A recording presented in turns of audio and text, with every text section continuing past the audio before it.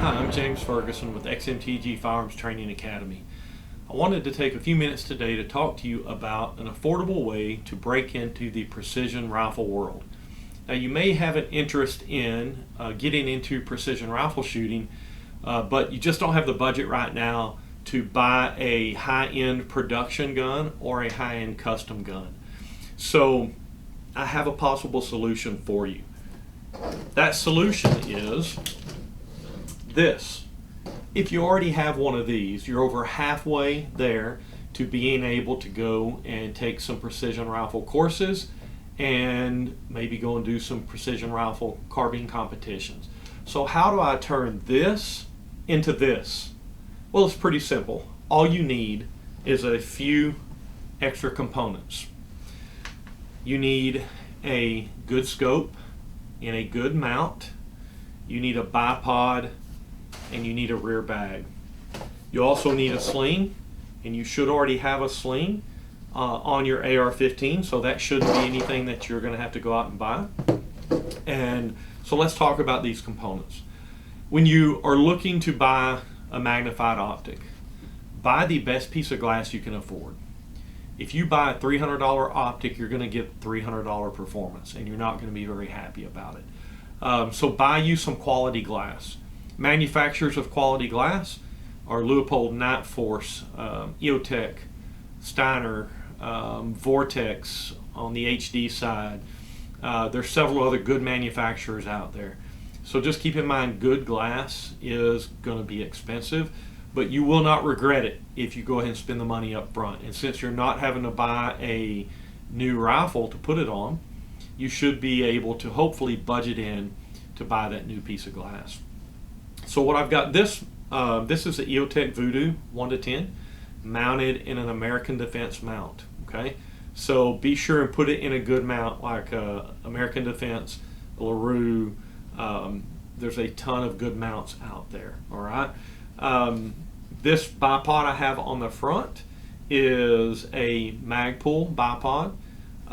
Magpul and Harris bipods are going to be about the same price point, and that's what I'd recommend, so you could have more money to spend on your glass than buying a higher end bipod. The stock is just the stock that came with this rifle. I did put some moleskin on it to keep my face from sliding around when it's hot outside and I'm sweating. The trigger that's in here is a LaRue MVT trigger. Because this is a complete LaRue rifle. The rifle I had up earlier that I was showing you with the red dot on is a Colt 6920, and this is a complete LaRue rifle with a 16-inch barrel. So if your AR that you're going to convert to a scope carbine has a GI trigger in it, go ahead and upgrade that trigger. LaRue MBT triggers are affordable, or if you have the budget, a Geisley SSAE would be a good trigger to put in here as well. I also have a bubble level here on the side. And what that does is it ensures the rifle's not cannoned before I break the shot. And this is just an inexpensive level from Brownells.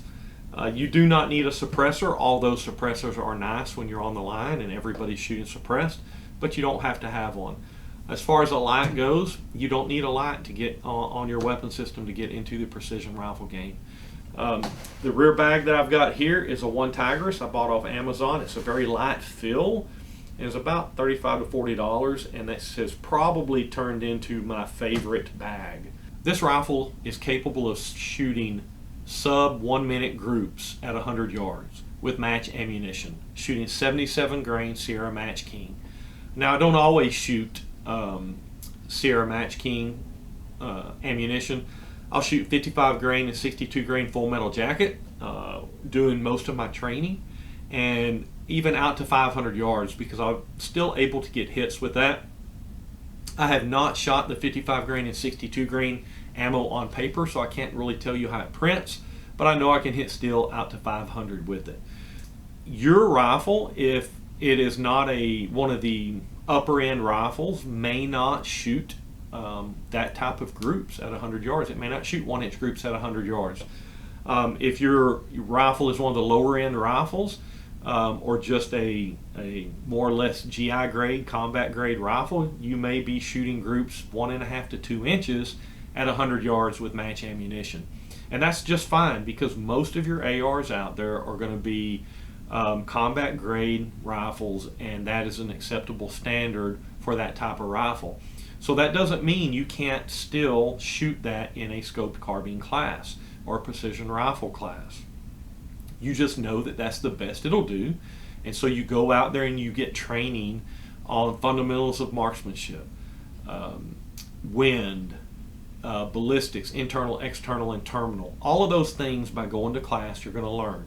And then later, if you decide to upgrade your weapon system, you've already got a good foundation. So if you're going to stick with the scoped carbine type of shooting, type of precision rifle shooting, there's a couple of things you can do to upgrade.